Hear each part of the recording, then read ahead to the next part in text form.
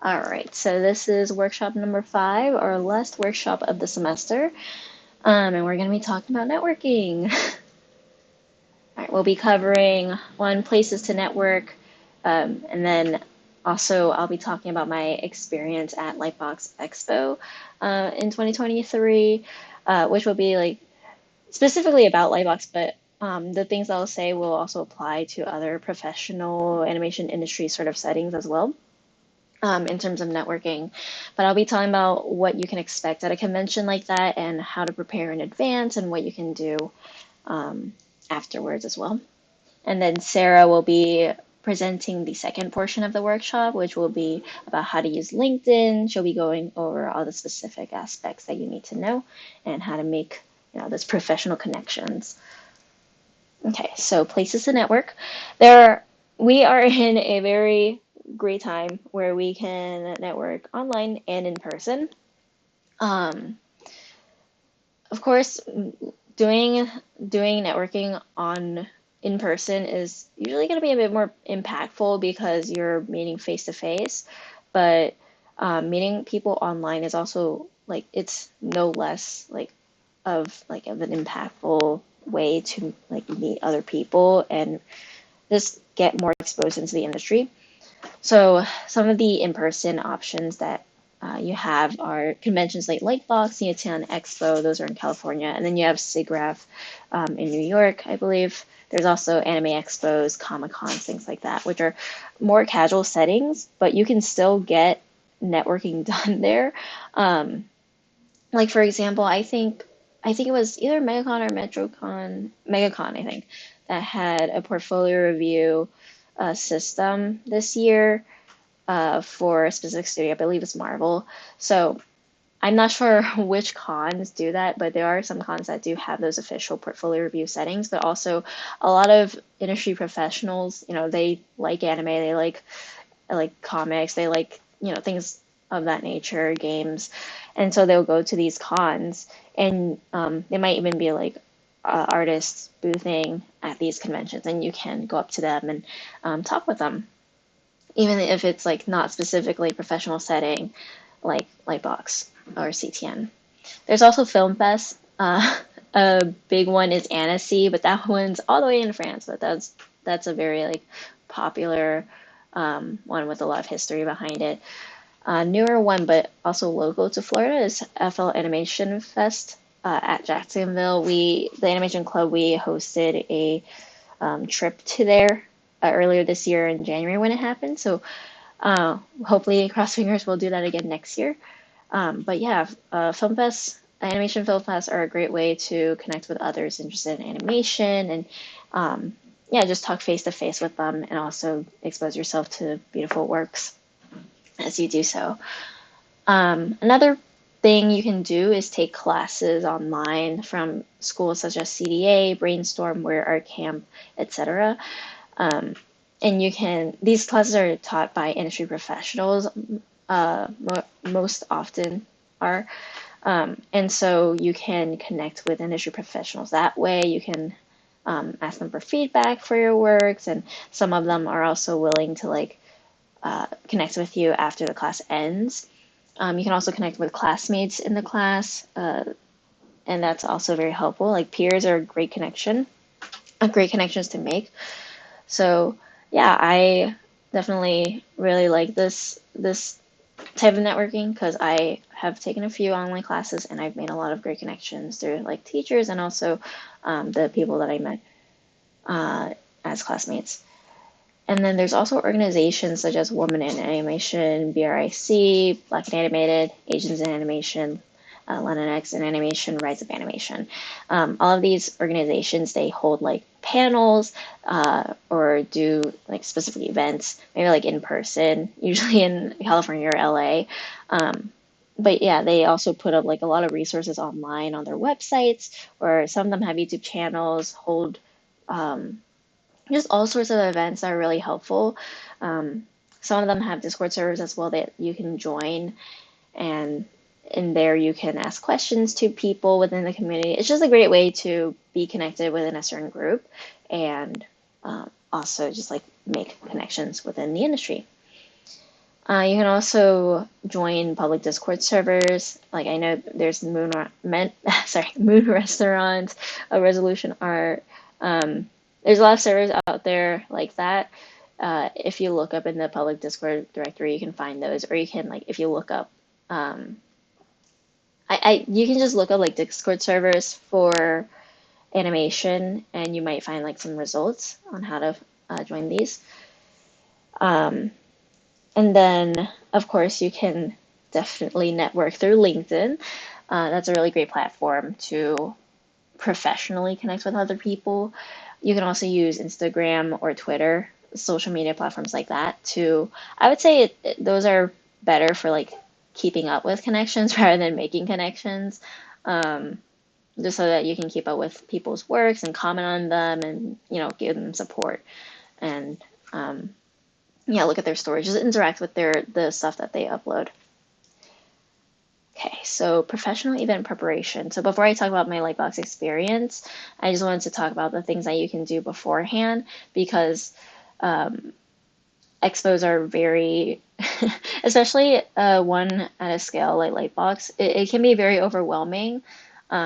Speaking personally as a person that had never gone to any big sort of convention before Lightbox. I had only gone to SwampCon at UF, which is pretty small in scale. Even though it's really great, it definitely was not as big as Lightbox. So I had sort of like not a culture shock, but it was definitely a shock.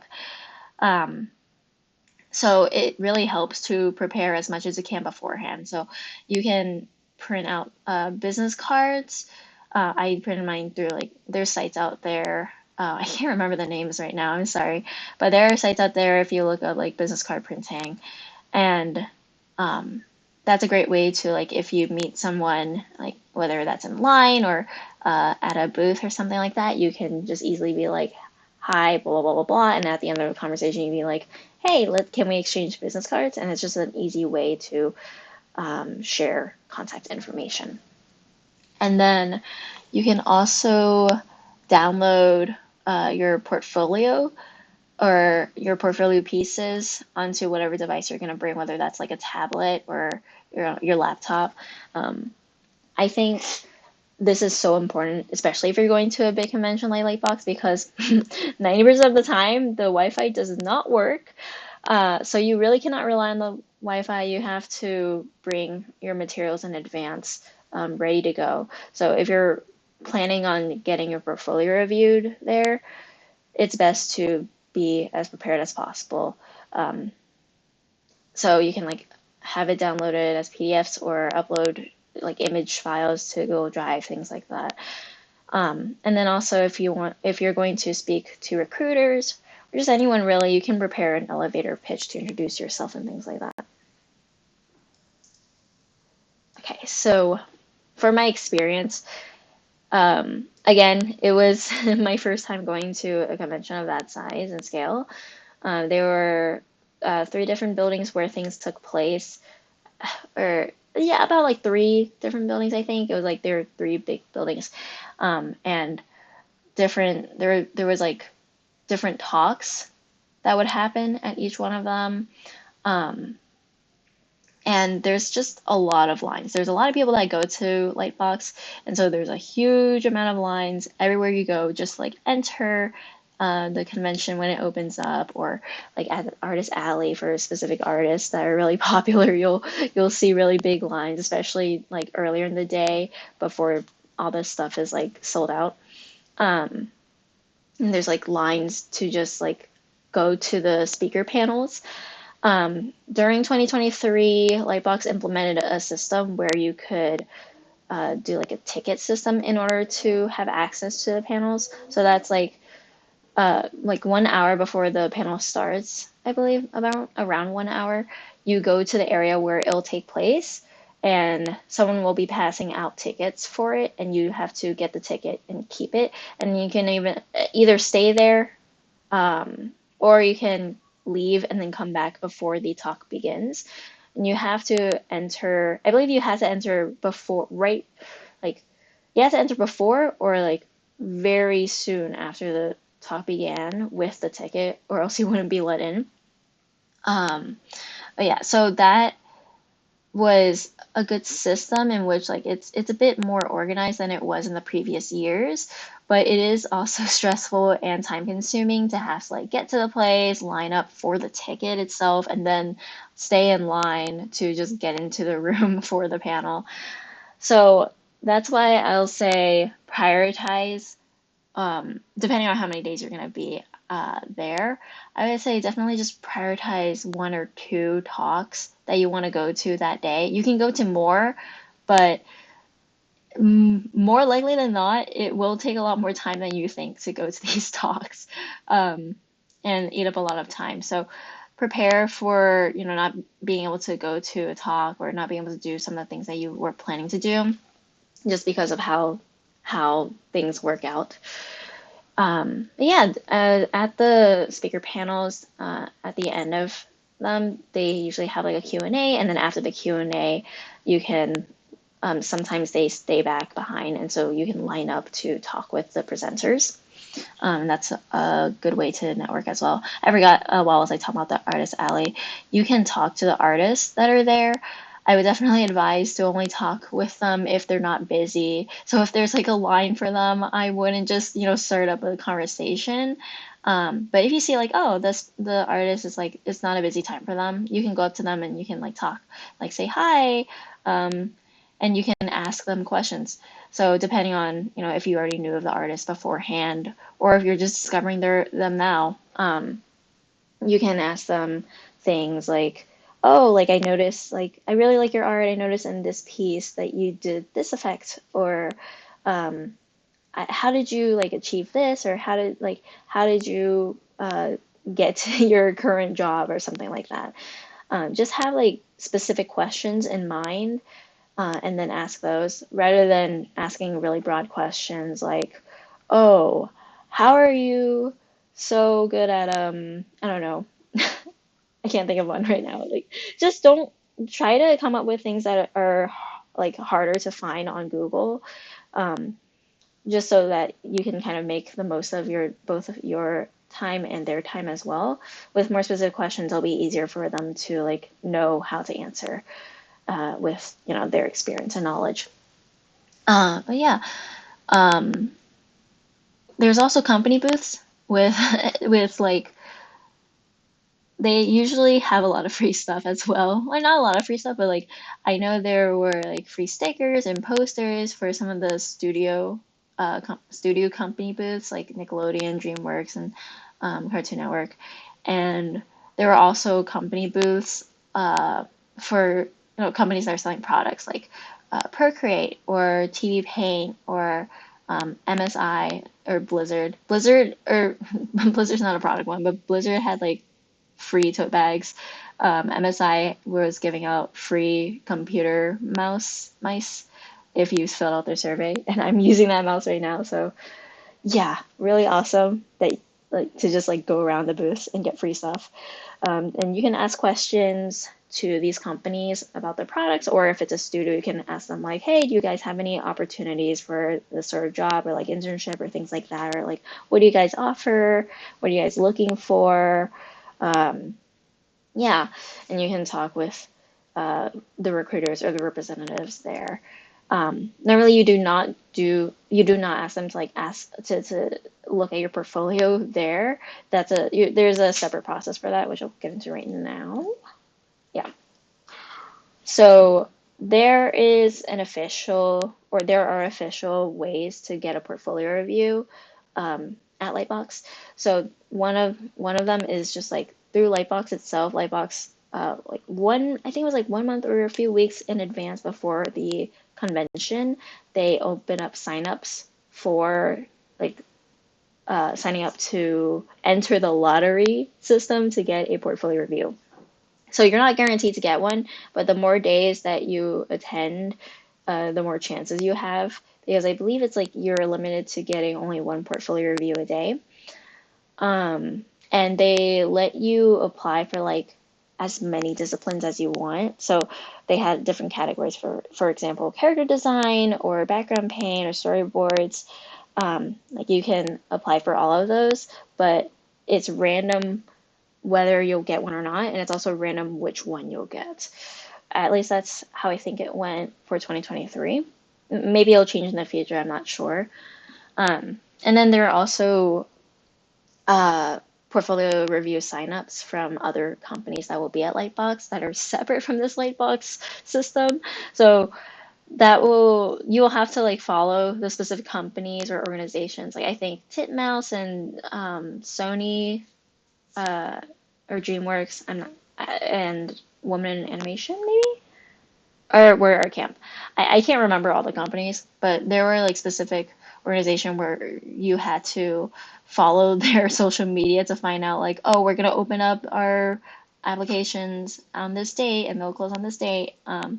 And then you have to like keep in mind like, oh, I have to submit it for this specific company before this deadline. So it is a bit frustrating because you have to keep in mind all of these different portfolio review processes to apply for. But honestly, the application process is pretty easy. You just submit your contact info and your portfolio stuff. Um, but yeah, there are also unofficial portfolio reviews. And what I mean by that is like just approaching people in the convention and asking them to look at your portfolio. But when I say that, I don't mean just like going up to some random artist and being like, hey, look at my portfolio. I mean, you can like start a conversation with them just naturally. Be like for example, if you're in an artist booth, you can be like, hey, ask them questions about their art or like their journey or something like that. And as you guys get more, I guess, familiar with each other, then you can ask them, hey, would it be okay if you look at my portfolio? I really struggle with this.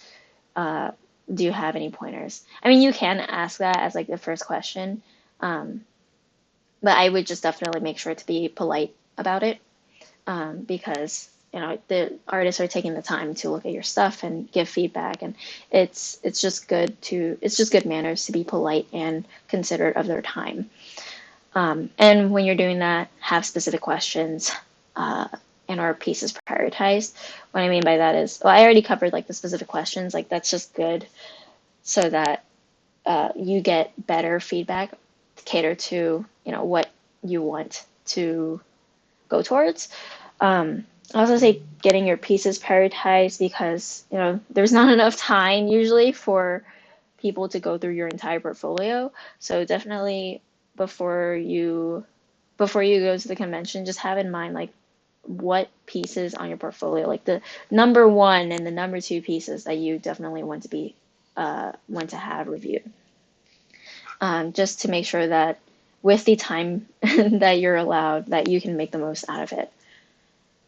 Yeah. So, courtesy, this may seem obvious, but I am including this slide because I saw it. I saw people being like not polite, or not considerate of people's time, but that's like so important in the process of networking and giving people a good impression of yourself. So, this is such an important slide. So, please keep these things in mind. Number one, thank people for their time. Just saying thank you and like thank you for your time, thank you for looking at my portfolio, thank you for speaking with me and answering my questions. Things like that are all very good to do. Um, if you're talking to an artist at an artist booth, don't block other people from looking at their booth because while I'm sure they're happy to talk with you, they also want to sell their stuff. So just move like to the side or out of the way and um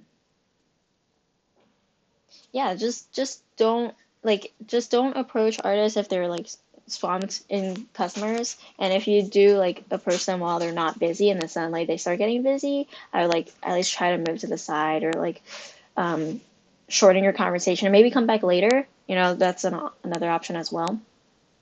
um Another thing is if you've talked for an extensive amount of time with someone, with an artist, if you're able to, if you're financially capable to, definitely like try to buy something from their booth.